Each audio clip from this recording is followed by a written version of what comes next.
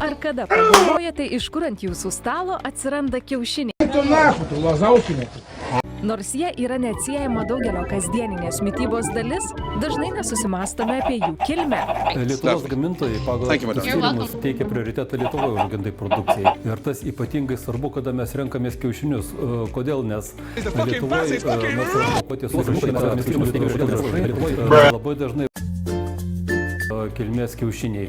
Todėl labai svarbu, būnant parduotuvėje, atidaryti pakuotę ir pasižiūrėti, kas parašyta ant pačio kiaušinio. Ir kodėl kiaušiniai lietuviški yra labai svarbu, nes vienas dalykas, kad vietinį verslą, bet jie dažnai būna čiužesni ir parduotuvės lentynoje jau atsiduria antrą dieną po to, kai jie būna padėti.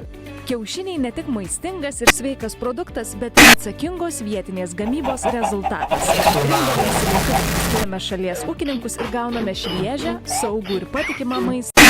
Elkitės jūs, kurkite šeimas, moterys, mylėkite vyrus, o vyrai mylėkite.